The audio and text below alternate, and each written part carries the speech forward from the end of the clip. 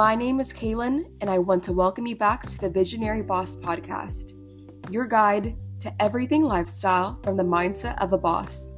In 2016, I launched the Visionary Boss to share the best in wellness, intentional lifestyle, and career. The Visionary Boss philosophy is that being a boss starts with governing thyself, mind, and psyche. This is a podcast space for anyone who is seeking an improved quality of life, whether you're an entrepreneur, aspiring to have your own business, or you simply want to live more intentionally. On today's podcast, I will be talking about entrepreneurship, self-branding, and the event industry with Milan Amani, the creator of Atlanta's Global Entry, an event series that caters to live DJ sets featuring the best in Afrobeats and reggae. Milan describes these installations as channeling vibes through the diaspora. Milan is an entrepreneur, an event enthusiast who specializes in creating world-class events and immersive experiences. She's a curator of culture and without a doubt a visionary boss. Milan, welcome to the podcast.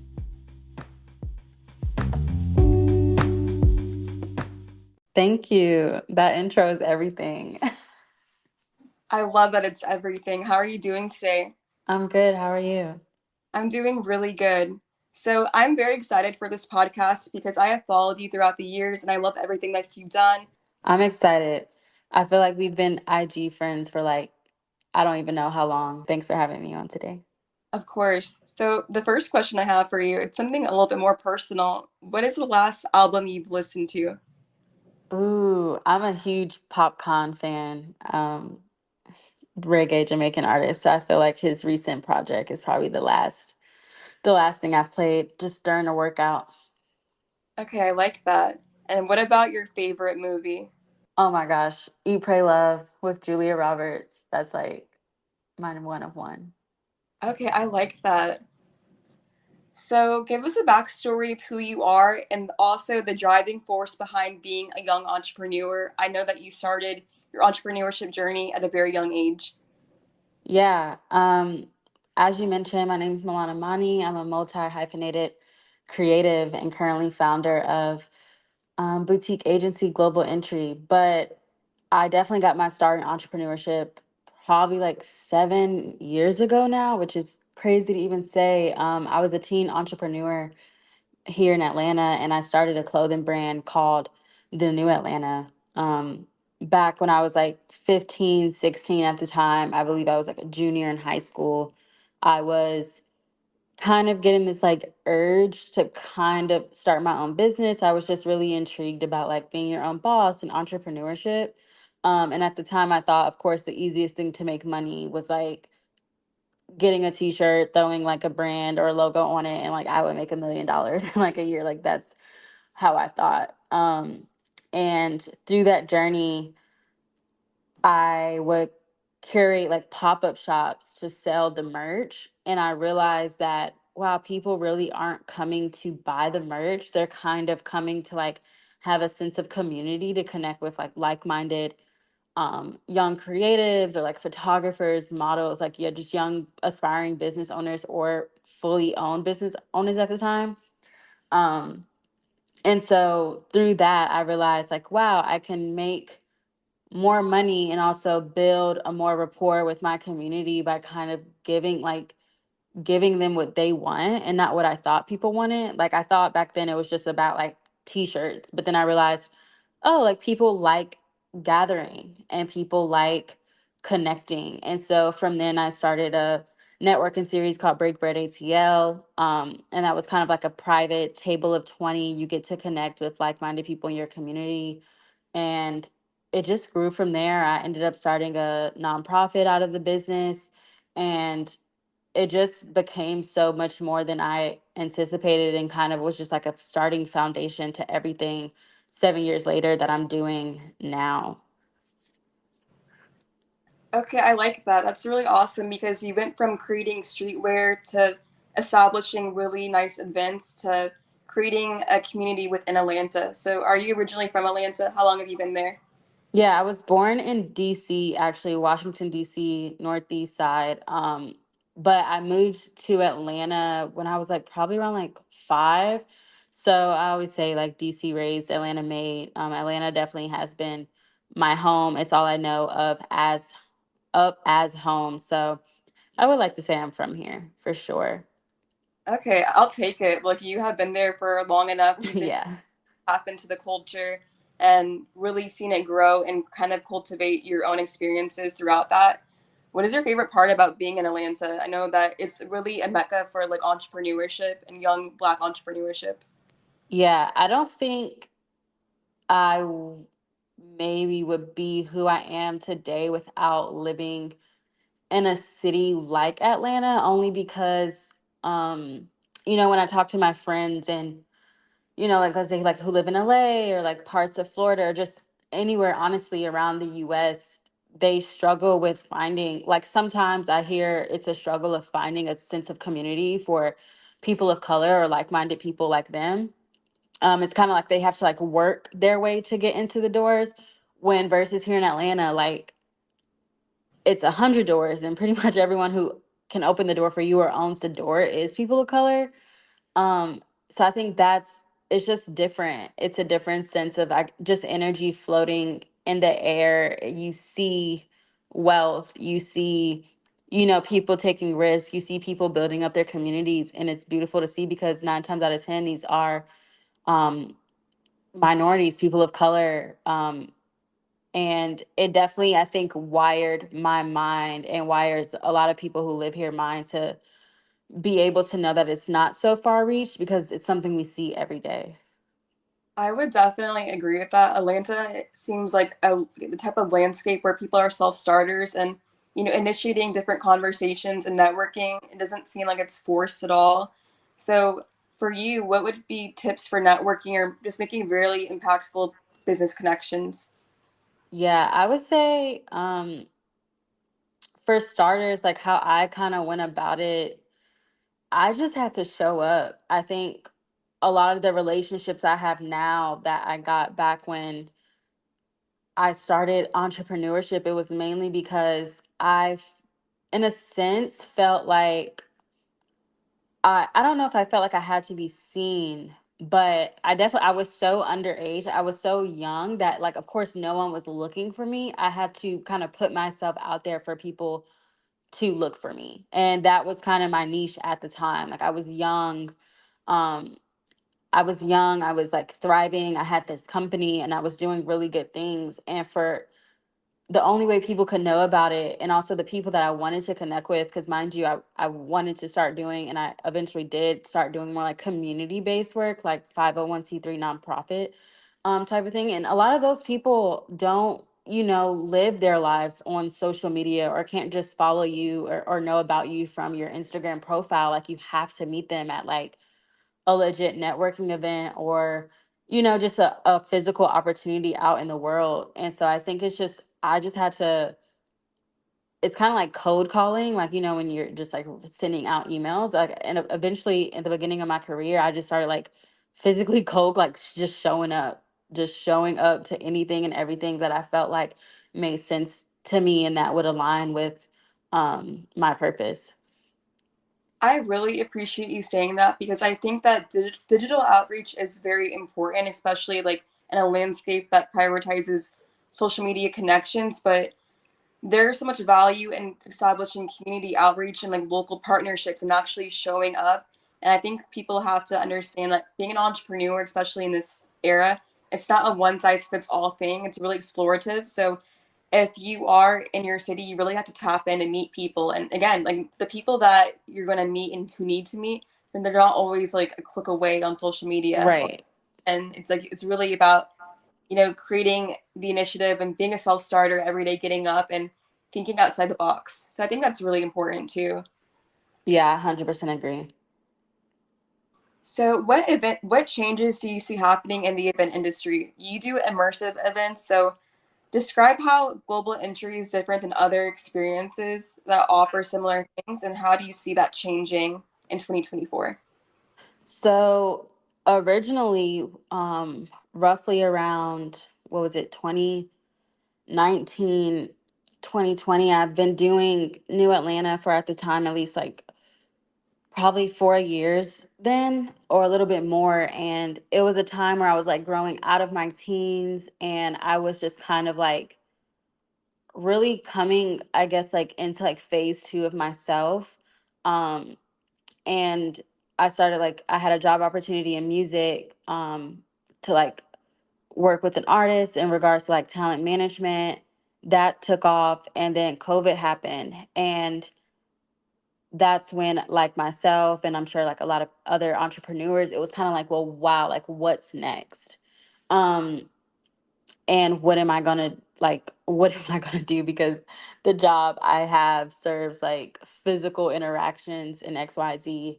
Um, and so I took some time off from work and really just kind of figure out again like what was my next step, and that happened to be, I took what I learned from going to all these places, meeting these people, having the privilege of like traveling, having the privilege of going on tour with an artist. My brother was living in London at the time. I had the privilege to fly there and just immerse myself in that community and culture.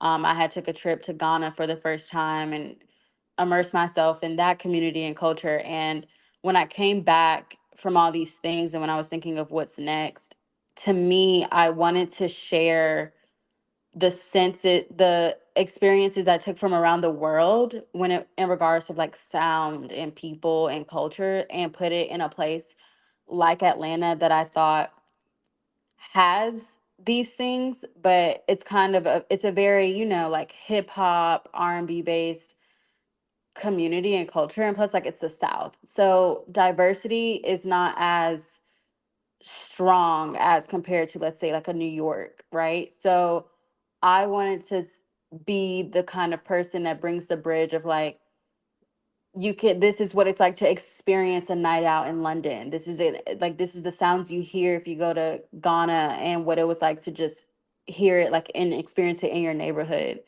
Um, so I feel like with our generation and for the ones to come, I feel like we are definitely being more prone to get a passport and get a stamp and to explore more of the world. I think with people being open minded to seeing the world and seeing different things, that they will take those experiences and create them for themselves in their own community.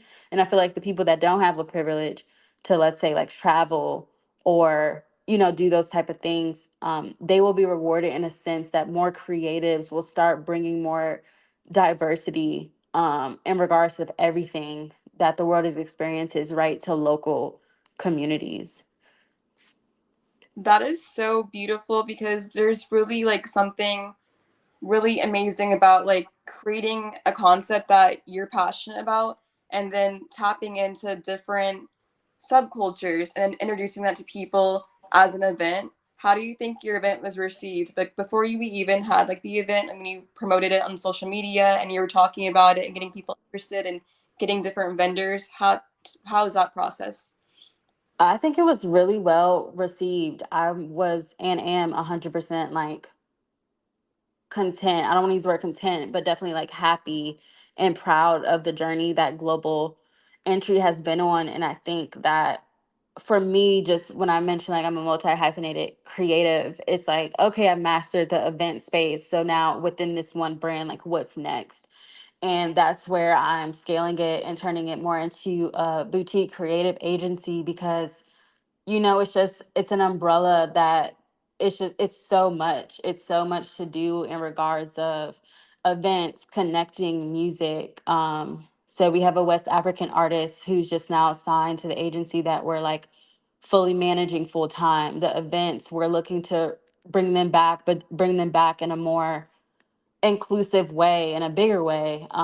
We actually have the series, The Round Table, attached to it, which is kind of the concept that I did back in 2017 with Break Bread. It's now just in part of this brand, but renamed as The Round Table, which is like a private community networking dinner experience. So I think it's sorry, I forgot like your original like question, but I do know that it's growing, and I'm definitely proud of the direction it's going into.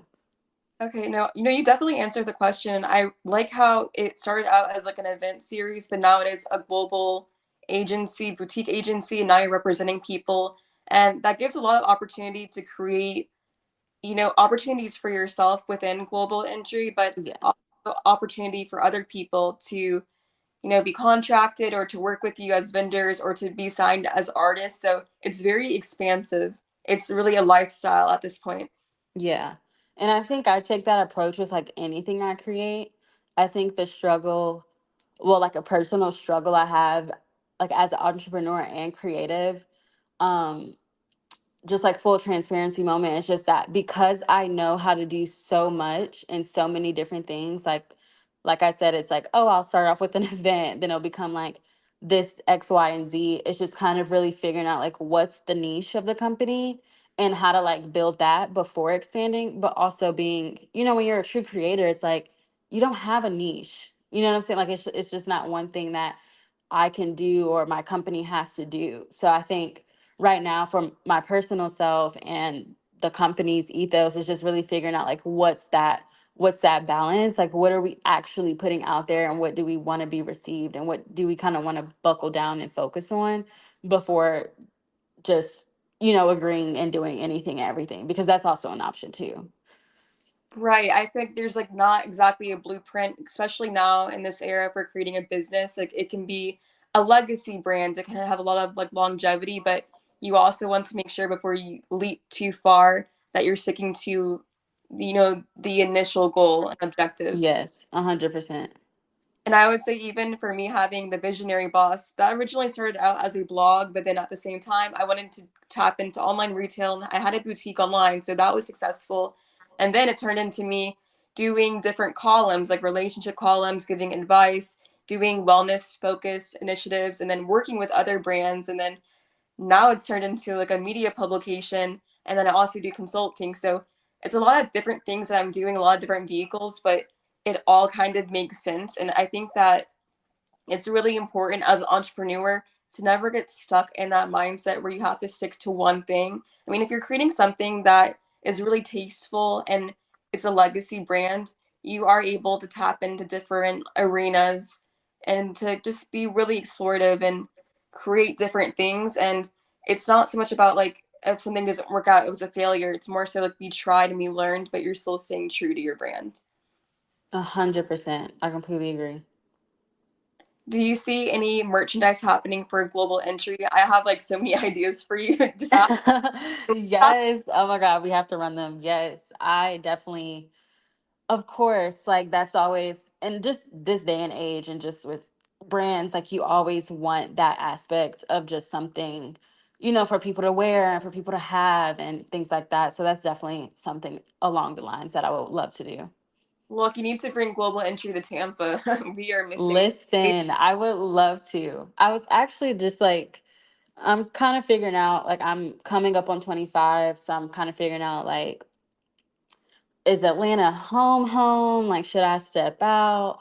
Um, and so, like, I definitely have, like, looked into Tampa, Orlando. I don't know. I'm just exploring some cities. So I haven't visited Tampa actually at all, which I need to. So that should be on the list for 2024. Oh yeah, I'll be your tour guide all day long.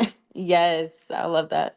I love your personal style and aesthetic. Like you're just very cultured and well-rounded, and you have like this confidence and ambiance. And I think that it really reflects in your business. So, hey, come to Tampa. We'll definitely have a great time here. Thank you. I'd love to. So, what personal goals do you have for yourself? You're, building global entry, but as you mentioned, you're 25 years old. You're still very young. And look, I just turned 25. Well, I turned 25 this past summer. So, it's crazy. It's like at the same time, you feel like you've grown up so much just like by doing different events and having different businesses, but it's like wow, you are just 25. You have so much Yeah. territory that's uncharted. You have so much more to go. So, what are personal goals for you outside of your businesses? Personal goals for me this year is, I would say, is just finding again that like balance. Like I think because of being a teen entrepreneur, and I'm sure you can relate, just like having starting businesses young, you've been exposed to a lot, probably more than your friends or just like other people in your close proximity. And, it can really take a toll on just what you consume yourself with. I think a goal for me is just to kind of be more lax this year, just on my own, like just on my personal self. Like, just girl, go outside, smell the roses. It's okay. Like, the pitch deck is gonna get done, the event is gonna happen, but just creating that work-life balance and making sure that I still, like a person like you, like actually like being like, yes, like let's really, like, let me really go to Tampa. Let's really hang out. Like, let's really just let our hair down and just connect with like-minded people and kind of not always be so business driven just with everything I do in life. Like, if I want to just go, every day I'm like going for my walks and I'm just, trying to build new relationships, organic ones also that have nothing to do with business. I would say that's like a main goal for me this year. Okay, wow. Like those are very good answers because again, like as an entrepreneur starting so young, it's like you really get activated into that and it's like you're on that mode like every single day it seems like and it's like you don't have a lot of free time. And towards the end of last year, I would say from June to December of last year, I really learned what it meant to have like leisure and like sacred time to myself. And I wasn't used to it. Like I traveled so much last year that I hadn't done in years and it's like it takes getting used to and adjusting, but there really is an importance of like turning all that off and having organic, meaningful relationships and like doing things for yourself outside of business. And I think it really does help you grow. And then you're able to be more creative and in tune when you decide to go back to your business ventures. I agree 100%. So, as far as the global entry, do you have any upcoming events for 2024 and or any like big festivals or what's planning? What are you planning? So 2024, I would love to play more in depth on in regards to the community networking series called the Roundtable. I've done 3 here in Atlanta, and I would love to, something I actually definitely after this call could pick your brain about, but I would love to do it like in other cities. I think that's also going back to like a personal growth moment. I think I've have done so much in this city since the time I was 15 to now becoming on 25 that I want to kind of like start making brand placements in other cities and kind of just like put in the staple that the brand is bigger than, like your hometown. Um, so that's something that I'm looking to do in regards to the roundtable. I would love to also we're looking at taking more so like a digital marketing approach. So there's just like a lot of, I guess, immersive connecting things that I want to do digitally, like campaigns. I want to get more like behind the lens and kind of direct some things, things that you don't physically have to attend to that can just be for your eye or for your pleasure online, in regards to music. So that's something that's in the works as well. Okay. I really like the overall like theme for global entry. I mean, just for anyone who's like listening, definitely check them out on Instagram because you really can feel the texture and the flavor and the flair of like your business and also all the offerings you have to give to people to experience.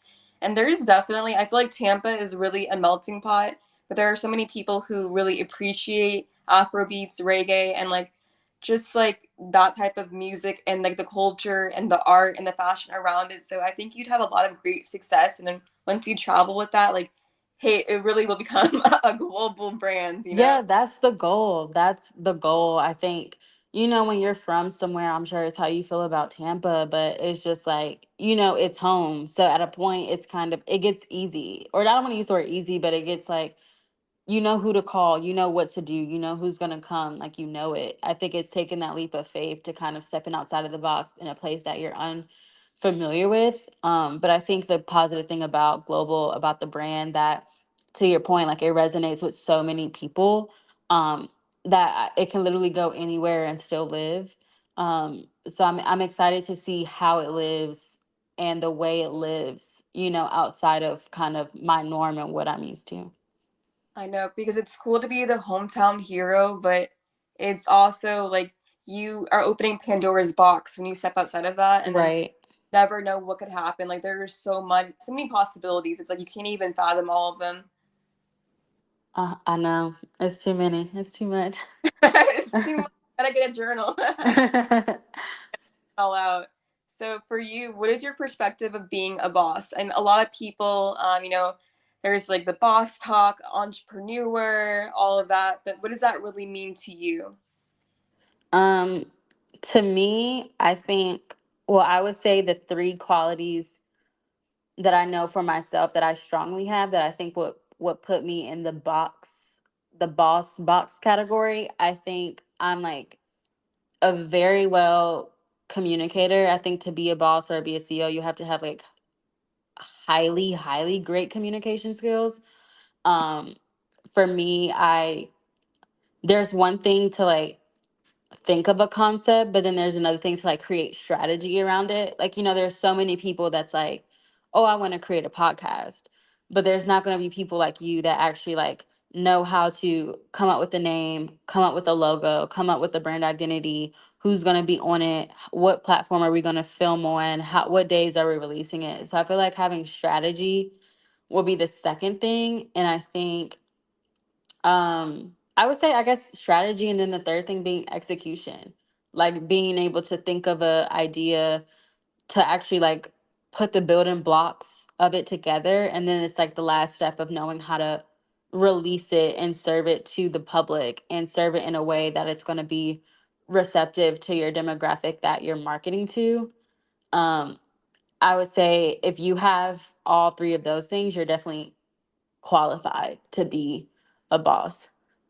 Okay, look, we're on the same page then, like 100%. Because I feel like being a boss, yes, it's like I'm an entrepreneur, I'm a boss, but do you have the business acumen? Can you communicate with people? Do you know how to lead different meetings with your team and also other people and like sponsors, stakeholders, and Right. then execute? Can you really execute all the things that you say you want to do?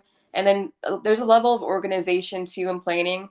I think that with like social media and just like everything that's so digitalized, like things can look a lot easier than they actually are. But when you are a boss or you have your own business, or say that you're even a co-founder, there's so many things that require you to be in those spaces. It takes a lot of like organization and planning and a lot of operational background behind the scenes things. So that's something that people definitely have to take into consideration, because it can sound so great, like saying, "Oh, I work for myself," but there's a lot that goes into it.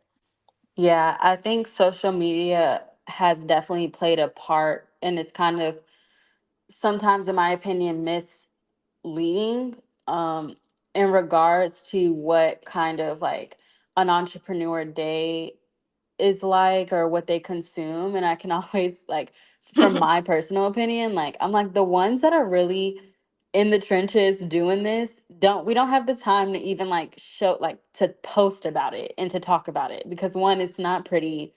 Two, it's just like we're still trying to figure it out. Like for me, I don't even feel comfortable sometimes like putting myself out there, because I am so big on I do not want to create a false reality or narrative for people that like my life is glamorized in a way that it's like completely not. You know what I'm saying? Like I'm crying every day just like everyone else. I have the same struggles just as everyone else. The only thing I think that's different, just as I mentioned, is like having that strategy in place and like knowing how to execute things and push through, the hard times even when they do come. I think that's what like a true boss is. But I agree. I think it is a lot of misleading consumptions out there just in regards to being an entrepreneur and what it's like to have and also maintain a business is another thing.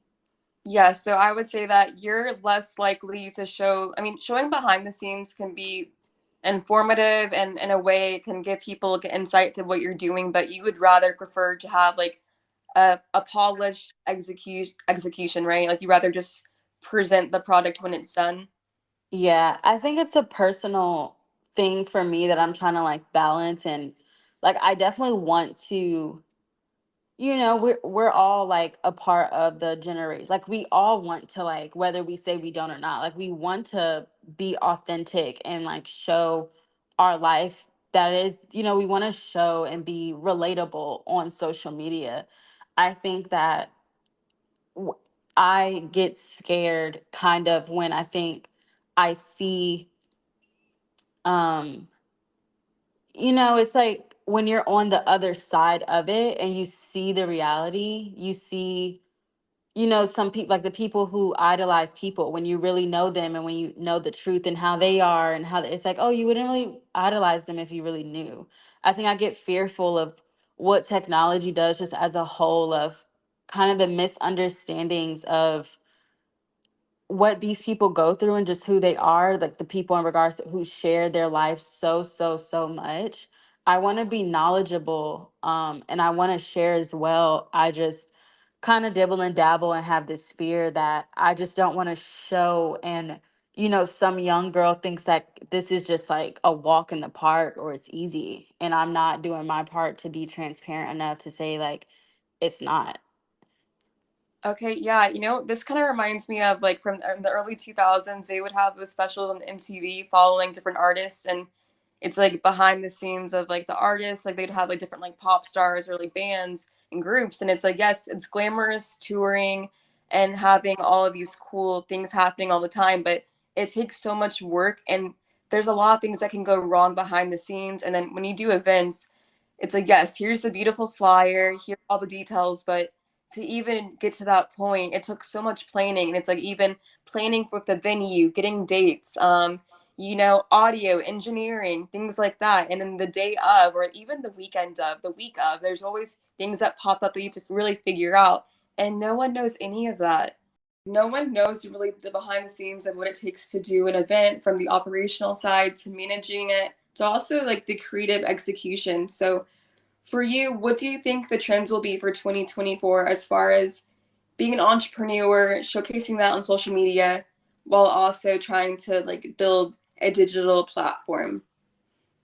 I think that the trends will be like authenticity. I think the more people that we have attempting or actually doing and showcasing, I guess, what entrepreneurship is like, or just like their everyday lives, I feel like the people will be able to weigh out themselves, like who's real and who do they actually connect with versus like not. I do know that the brands who really understand direct to consumer marketing are the people that are going to end up on top, because I think this generation of Gen Z, which I'm a part of, and the one upcoming, it's if you know how to market to them, like you can do anything. I was watching this like TikTok about this woman who works at Ulta, and she was like talking about how like a 10-year-old came into Ulta and had $1,000 worth of like product and makeup and just was like, Mom, can you hand me the card and like pay for it?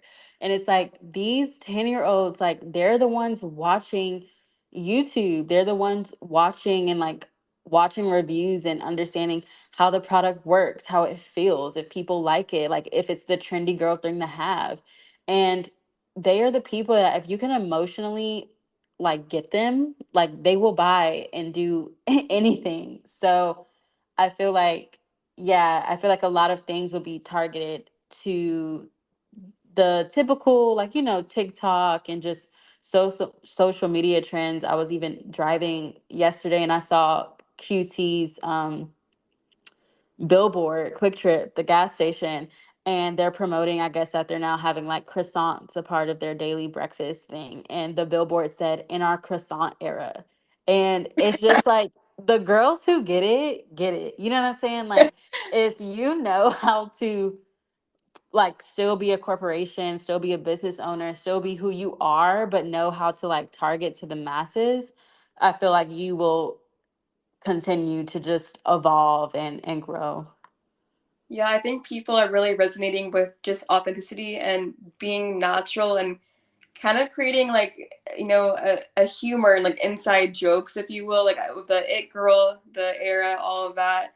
I think that we're going to get back to a time like I remember with social media. I there was a time when I was just on Tumblr, and Tumblr was cool because it was so many different subcultures, so many inside jokes and lingos and different styles, and it's like music got heavily pushed by Tumblr, and there's a lot of like influencers. We have influencers on like Instagram and TikTok now, but there was a time when people had a big following off of like Tumblr or their own personal blogs. So I think we will definitely see a resurgence of that.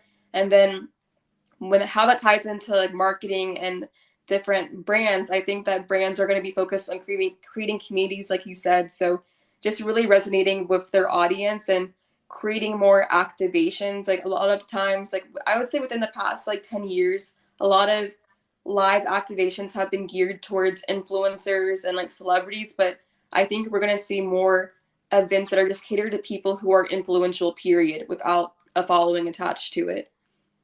I love that. I love that you said um how you ended saying people who are just influential, period. It's this new wave of even like content creation. What is it? Is it UGC Yeah. curators? um like these people are getting like people who understand marketing itself, like people who went to school for it and who actually understand the real business side of it, are about to now make their ways in influencing and brand partnerships without even, to your point, like having numbers. And so I do agree. I think for a lot of years previously, we've given, the fake it till you make it, or the people with no real accolades, to be truthful, like a time to shine. And I do agree. I do believe 2024 and upcoming will be a time for kind of like the people who might have felt like the outcasts throughout the previous years, that they will have a space, um, like a seat at the table, as you would say, I guess. To be honest with you, I'm not following all the big name influencers. I'm following people who are influential in their respective industries, whether that's like cyber, that's tech, that's the event industry. There's people who are in art, music, fashion, like so many different things. I mean, even people who are like me, I've been getting more into just like different like subcultures, like the skateboarding culture, surfing culture, and it's like really cool when you watch back to old interviews of people who are in all these different industries, whether it's like sports or lifestyle and or photography, and they have really valuable information to give, and they're so like influential in that way, and they have their own personal styles. They communicate very well. I think that is a lot more interesting, than I just agree. I who is feel like, like we'll probably have the same approach to like our following and kind of what we consume. Like I definitely can relate to that. yeah, there's a beauty in that. I think that it is important that this is changing. But even when you think back to like the 80s and 90s, people who were like different in different social arenas and areas and making names for themselves and doing event production, or people who were even like think about just like fashion, for example, and like streetwear. If you think about the company Vans or Doc Martens, and a lot of companies that were based out of the US and they had like the production sites in the US, it's like that only became a possibility because they were really heavily involved like in the fashion industry, and they had real knowledge about different materials, and then they were able to create something new, and then those brands kind of just became worldwide and global within like a short amount of time, and that's real influence and impact to me. And I think we're going to see that more and more 2024 and beyond, where the people who are really influential and who are known are the people who have years of experience, and then they can like really not just like walk the walk but talk the talk as well. Yes, I'm ready for that era. Well, for the closing for the Visionary Boss podcast, I wanted you to give like a quote or just like a few sentences for those who are listening who aspire to be entrepreneurs and who are trying to get into the event industry. What advice would you have to give them? I would actually give so my quote for the year, I'll give the listeners my personal quote. My personal quote is, the world will take you wherever you want to go. I think it's just knowing that, believing it, and doing the work to that for that to unfold. I think I'm a true believer. um I would say that Like, I believe that this life kind of is like already written. I just believe you have like, you're going to pick like A, B, or C. Like, which route are you going to pick? I think that if you really, want the best for yourself and want a positive outcome, I think you have, and everyone has equal amount of opportunity to make that happen. Different circumstances, of course, but I think it's just taking the small, like everyday steps to kind of work towards your end goal. So I will leave them with, again, the world will take you wherever you want to go. I like that because that can mean so many different things. Like being 25 years old right now and you saying that, and I'm 25 as well. It's like if you really allow yourself to think beyond the norms and to, break glass ceilings, you will do those things. And then imagine where you will be 10 years from now, 20 years from now. Right. Yeah, the possibilities are endless. Okay, and the first possibility is you coming down to Tampa. I know, I know. As soon as we get off this, I'm gonna call you on your cell, and I have something to like pitch to you and talk to you about. Okay, So that's I'm so, excited. so Milan, where can people follow you? Give us your at names. So I'm mostly on Instagram. I feel like that'll be my number one point of contact at Milan Amani. So Milan Amani Amani. And my email is Milan at thenewatlanta.com. And my business page, my current business page is Global Entry Official. Okay, perfect. Very simple. So I want you all to listening right now to take everything that we said into consideration when it comes to the event industry, self-branding, and building an authentic, long-lasting brand. And really, this year, if you are creating a brand or you have an existing brand, get it into the roots of your brand and build that foundation. Even if you already have an established brand, really get into the act of diving into your inner roots of your brand and staying true to the mission and not being afraid to evolve within that. So, thank you all for listening to the Visionary Boss podcast. My name is Caitlin. You can find me at The Visionary Boss on Instagram, Facebook, and all major social media platforms. My website is thevisionaryboss.com. Thank you for listening, and thank you, Milan, for being on the podcast today. No problem, girl. Thanks for having me. Okay, we'll talk soon, and join us next week for a new episode. Thank you, everyone.